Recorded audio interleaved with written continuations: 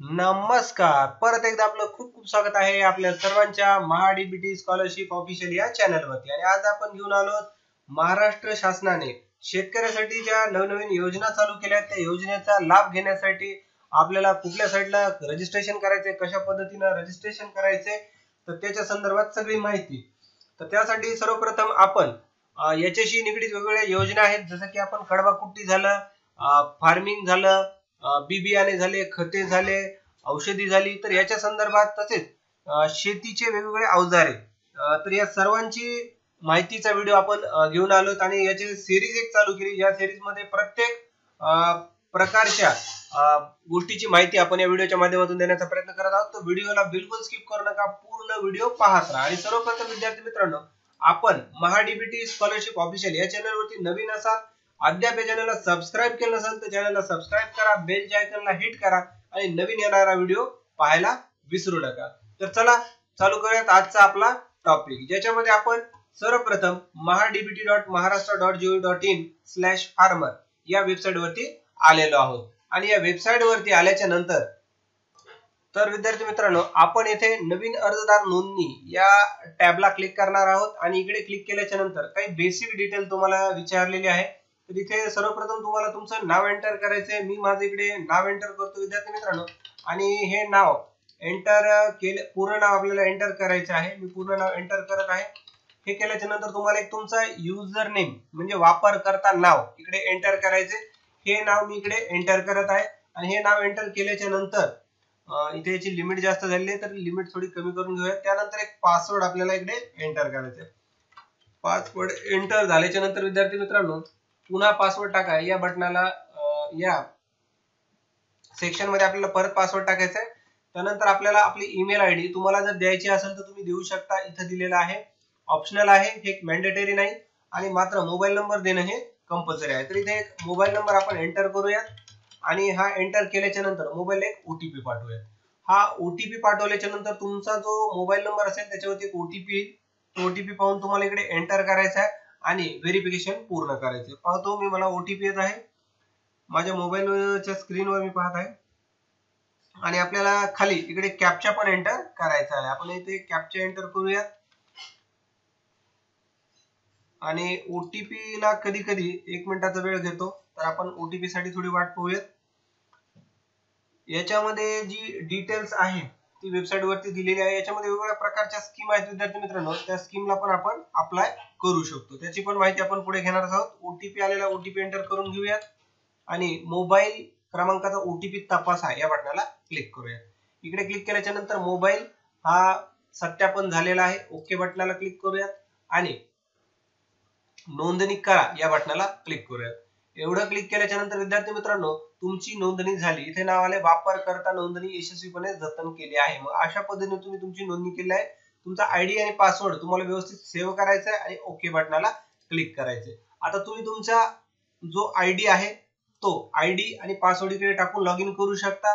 जर तुमच्या पासवर्ड लक्षात नसेल तर आधार क्रमांक या बटनाला क्लिक करा आणि तुमचा आधार क्रमांक तुम्ही इकडे एंटर करू शकता. तुमचा आधार क्रमांक एंटर केल्याच्या नंतर तुम्हाला ओटीपी या बटनाला क्लिक करायचे. इकडून ओटीपी पाठवा या बटनाला क्लिक करायचे. इकडे क्लिक केल्याच्या नंतर विद्यार्थी मित्रांनो, तुमच्या मोबाईलला एक ओटीपी येणार आहे. तो ओटीपी तुम्हाला इकडे साईडला भरायचा आहे. आणि तो ओटीपी भरल्याच्या नंतर तुमची लॉग इनची जी प्रोसेस आहे ती पूर्ण होणार आहे. म्हणजे तुम्ही लॉग इन करून मधली जी माहिती आहे ती भरू शकता. तर इकडे सध्या आपल्याला प्रोसेसिंग दाखवत आहे, म्हणजे थोडा वेळ घेत आहे. साईटचा कधी कधी प्रॉब्लेम असतो, त्याच्यामुळे ह्या साईडला वेळ लागतो कधी कधी. तर आपण पाहूयात.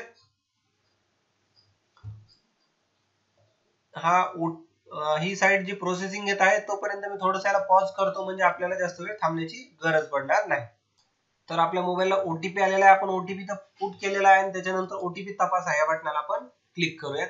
एवढं क्लिक केल्याच्या नंतर तुम्ही या लॉग इन मध्ये ओपन आलेला आहे आणि इकडे ज्या व्यक्तीचं लॉग इन आहे त्याचं नाव इथं दाखवत आहे. तर आपण इथं वैयक्तिक तपशील या बटनाला क्लिक करायचं आहे आणि इकडे आपल्याला माहिती भरायची आहे. आता इथं पहा, यांना काही माहिती दिलेली जी की मी ऑलरेडी फिल केलेली आहे माझं रजिस्ट्रेशन असल्यामुळे, तरी तुम्हाला व्यवस्थित दाखवतो. इकडे तुमची आधारची माहिती ऑलरेडी आलेली असेल.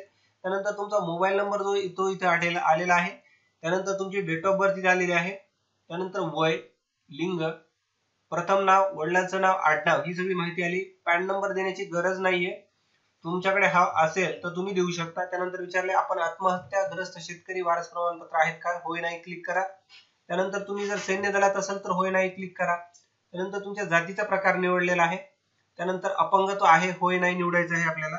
आणि त्यानंतर आपल्याला ही माहिती सगळी झाल्याच्या नंतर जतन या बटनाला क्लिक करायचं आहे. जी माझी ऑलरेडी माहिती भरलेली असल्यामुळे मला इथे जतन हे बटन दाखवणार नाही, कारण मी ऑलरेडी माहिती माझी फिल केलेली आहे.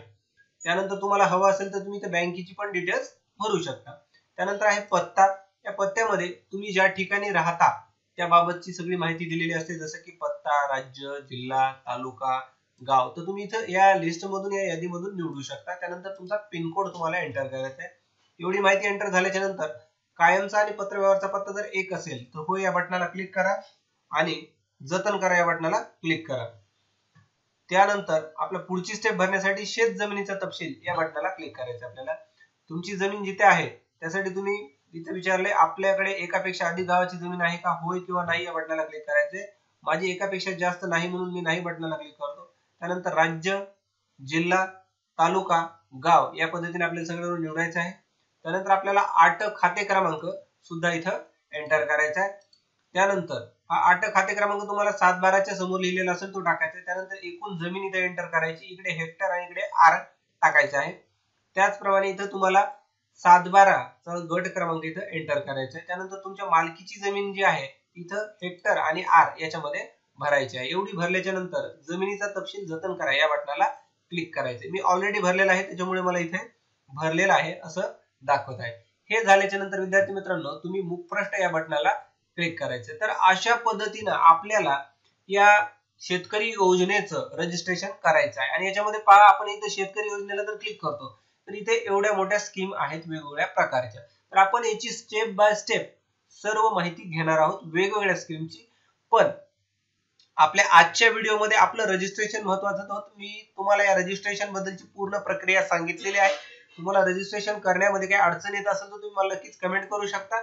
आणि या ज्या वेगवेगळ्या स्कीम आहेत याची व्हिडिओ सिरीज आपली चालू झालेली आहे. याच्यामध्ये वेगवेगळे व्हिडिओ येणारच आहेत आपले. तर चॅनलला सबस्क्राईब करा, व्हिडिओला लाईक करा आणि तुम्हाला हव्या असल्या टॉपिकवर व्हिडिओ हवा असेल तर तुम्ही मला ते नक्कीच कमेंट करून सांगायला विसरू नका. तुमचा मौल्यवान वेळ दिल्याबद्दल धन्यवाद मित्रांनो. परत भेटूयात नवीन एका व्हिडिओ मध्ये.